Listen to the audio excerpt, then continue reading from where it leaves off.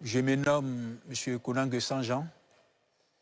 Comme Madame vient de le dire, j'étais dans le Bassa Santara, précisément à San Pedro. Petit opérateur économique, je me débrouillais. J'étais acheteur de produits. Et de là, je me suis reconstitué en coopérative, puisque je suis moi-même planteur. Dans mes missions de travail, malheureusement, ce jour, je n'avais pas emprunté moi-même mon véhicule.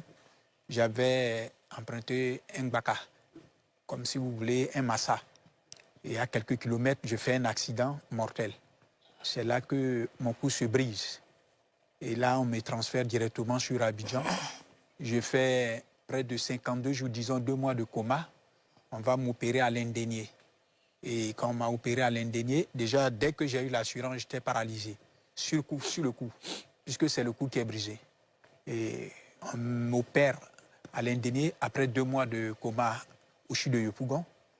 Bon, il fallait attendre 2 ans avant la consolidation pour pouvoir faire des enquêtes, pour pouvoir l'expertise, comment faire pour me dédommager. Donc j'attends 2 ans. Après les 2 ans, j'engage un avocat. Et cet avocat qui court derrière les assurances, la SOMAT qui me transportait, il se trouve qu'au moment où je finis, où on doit me dédommager, on dit la SOMAT a disparu et que la SOMAT est liquidée. Ça, c'est la SOMAT qui me transportait. Le camion qui fait l'accident, qui provoque l'accident, c'est la SONACI, l'assurance. Je vais les voir, l'avocat va les voir. Ils disent que non, eux, ils ne peuvent pas me dédommager, puisque pendant les 2 ans, ils ne m'ont pas assisté. Ils n'ont pas les moyens, puisque ce n'est pas eux qui me transportaient, que c'est la SOMAT qui doit me dédommager. Donc on est traduit en justice. Après la justice, il se trouve qu'il fallait des experts pour expertiser, pour me donner les DORIS.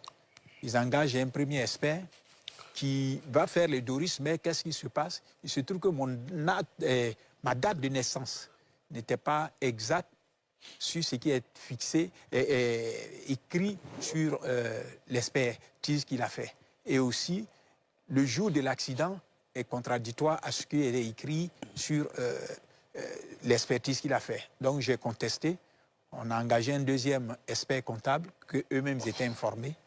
Quand on finit, ils ont vu que le DORIS était normal puisque c'était le plus grand neurologue de l'Afrique de l'Ouest. Que je ne vais pas peut-être citer son nom, paix à son âme, mais peut-être que je peux prononcer le professeur Bazézé. Et partant de là, ils disent non, ils contestent. On repart avec un troisième expert qui est aussi un professeur de santé en commun accord. Et c'est lui qui va nous donner l'ordre pour qu'on puisse me payer. Au moment où on doit me payer, il se trouve que la SONACI qui devait aussi payer a été liquidée. Et cette assurance qui est liquidée, c'est la TSA, Tropical Société d'Assurance, qui, si vous voulez, qui doit me payer. Mon avocat, je prends un troisième avocat qui le pousse. On devait vous payer combien? On devait me payer, d'abord au début c'était 253 millions qu'on devait me payer. Et quand l'avocat écrivait, puisque je n'étais pas encore guéri, il avait mis 209 millions dans les dossiers. Et c'était 209 millions, sur ça nous sommes partis. Et quand arrivé à un moment où la justice a commencé à traîner, de 2008, c'est en 2015 qu'on va trancher le dossier, que le juge va trancher. Vous avez gagné le procès? J'ai gagné le procès et ils disent qu'ils vont me payer, au lieu de 209 millions, ils vont me payer 87 millions. Combien? 87 millions. Quelque chose que j'ai dit, non, mais ce n'est pas possible. Moi, je suis un opérateur économique. Moi, j'ai plein de camions, j'ai 9 camions. J'ai moi-même une 4x4 et moi-même ma voiture personnelle, une Hyundai Sonata, j'ai près de 100 employés. Comment est-ce que moi, je fais un accident et on va me payer 87 millions? Donc, l'avocat qui suivait a dit non, il faut prendre les 87 millions et puis on va aller en appel, puisque vous n'êtes pas guéri. J'accepte. Au dernier moment, il se trouve que la TSA qui doit me payer dit que non, lui, eux, ils ne peuvent pas me payer, même les 87 millions, ils ne peuvent pas payer, qu'ils vont payer la moitié. Ils vont payer combien? 43 millions. La moitié. Et que c'est la SOMAT qui doit me payer l'autre moitié. L'autre moitié, puisque c'est eux qui m'ont transporté. J'ai dit, mais, donc l'avocat dit, mais la SOMAT même n'existe plus depuis 2008. Ce n'est pas possible. Et un monsieur qui a un bon cœur m'envoie à aller faire une rééducation À mon retour, je viens, la TSA qui devait me payer, on dit qu'elle a été liquidée. C'est-à-dire que les 3 assurances, le dossier, depuis 2008 jusqu'en 2018, je n'ai pas été dédommagé, mais les 3 assurances ont disparu. Donc, je suis là, je ne sais même pas quoi faire. Un bon matin, c'est un ami qui me dit, mais tu dis la TSA a été liquidée. Je vais voir l'avocat, il ne me dit rien de concret. Il me tourne, il me tourne. L'avocat même, on dirait que son affaire n'est pas claire. Il est devenu manque. Il me tourne. Je dis, mais pourquoi? Qu'est-ce qui se passe? Je suis revenu, dis-moi quelque chose. C'est un ami qui va me dire, maintenant, la TSA a été liquidée. Et je suis là.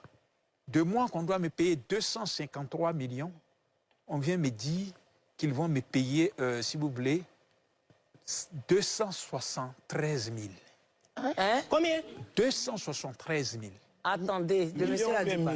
273 000. Les dossiers sont là, les chèques. 273 000 On me francs. donne un chèque de 273 000. Monsieur, excusez-moi. C'est la vérité. Non, attendez. 1000 francs, 273 000. 13 000. D'accord. Donc, j'ai dit, mais on est dans quel pays? Moi, un opérateur économique, d'abord, mon avocat, les premiers dossiers, il me disait qu'on me payait 259 millions. Ça, parce que ça faisait 5 ans, les soins que je menais. Et même, il parle de milliards. Et Donc là maintenant, actuellement, là, on fait comment? Bon, voilà qu'aujourd'hui, j'ai dit merci, madame, parce que je suis à cette émission. C'est pour dire que je plaide. Et je me plains auprès de l'État pour qu'on me dédommage. Parce que je ne sais pas quoi faire. Je n'ai plus d'argent. J'ai perdu tous mes 9 camions. J'avais 2 maisons. J'ai vendu mes 2 maisons. Et mes enfants, aujourd'hui, ne vont plus à l'école. Vous voyez, voici ma femme. Elle m'a soutenu pendant 16 ans. Le 6 avril 2024 va me faire 16 ans jour pour jour que j'ai eu l'accident. Et je n'ai plus rien. Donc, je demande à ce que vraiment l'État se penche sur moi pour pouvoir voir cette affaire d'assurance pour me dédommager.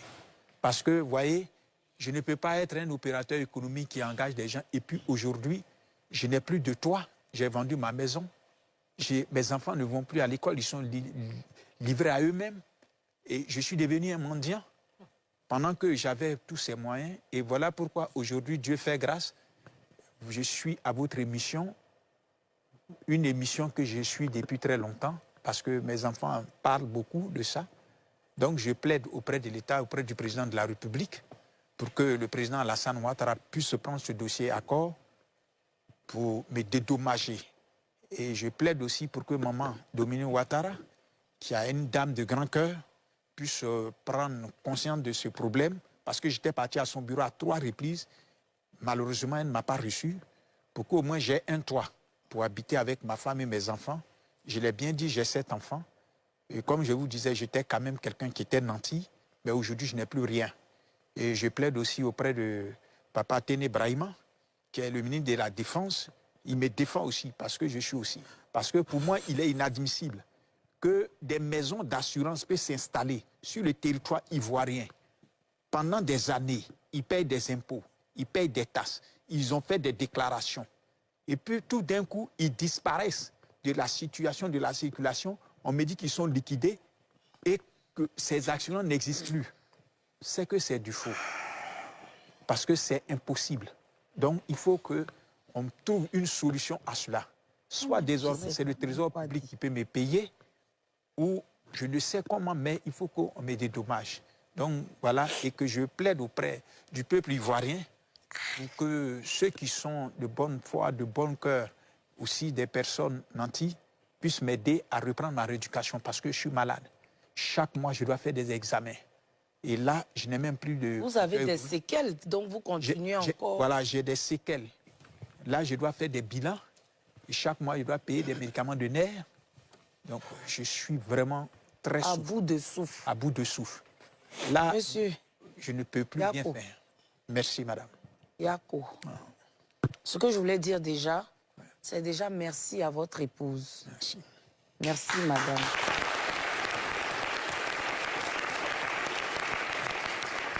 Parce que, comme on dit, M. Konan était nanti, donc ça veut dire qu'il s'occupait de vous convenablement. D'autres femmes seraient parties, mais vous êtes restés. Donc, merci déjà à vous. Merci. Merci. Maintenant, c'est un cri de cœur. Hein. Je pense que tout le monde ici se joint à moi pour passer l'appel à ces autorités-là qui vont regarder cette émission pour essayer de se pencher sur le cas de M. Konan. C'est vrai, beaucoup de personnes ont besoin d'aide. Mais je pense que tout est grâce. Si ce monsieur-là a pu arriver ici, c'est parce que Dieu a permis. Donc j'espère que son histoire va toucher quelqu'un pour pouvoir l'aider, aider sa femme et aider ses enfants. On sait que les Ivoiriens sont très solidaires. Ce n'est pas un malfrat, ce n'est pas quelqu'un qui faisait les mauvaises choses. C'est un opérateur économique, c'est quelqu'un qui travaillait, qui avait ses employés, qui payait ses impôts, qui était en règle. Et malheureusement, il a eu un accident et aujourd'hui, il est réduit à ça. Je pense que si les assurances avaient fait leur travail, on n'en serait pas là. Peut-être qu'il serait à mobilité réduite, mais au moins, il allait vivre sainement, n'est-ce pas? Voilà. C'est ça, madame. Mais aujourd'hui, il est obligé de venir s'asseoir à un plateau télé. Les hommes qui sont fiers d'eux comme ça, là, le monsieur est obligé de venir se rabaisser comme ça pour lancer un appel à la télé parce qu'il ne sait plus vers qui se tourner. Il met sa dignité de côté à cause de ses enfants et de sa femme. Je pense à ces autorités qui vont regarder, même si ce n'est pas une autorité, que c'est quelqu'un qui a assez de moyens pour pouvoir aider. On est toujours dans le temps de pénitence. On vient de fêter la Pâque. On est encore dans le moment de jeûne musulman. Je demande à une âme généreuse de pouvoir aider cette famille-là qui est en détresse. Et pourquoi pas retrouver, je demande à l'État de retrouver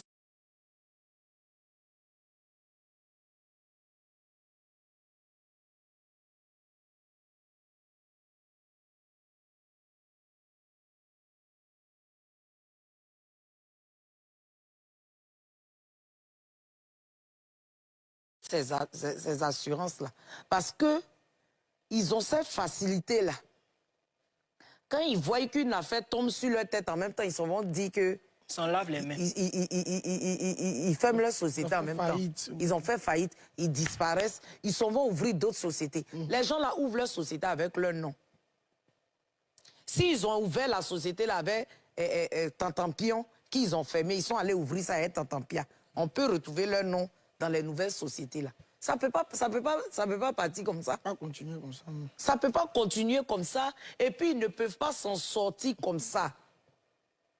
Donc j'ai... Au public de Côte d'Ivoire qui va regarder ces vidéos, cette émission, pour pouvoir me soutenir.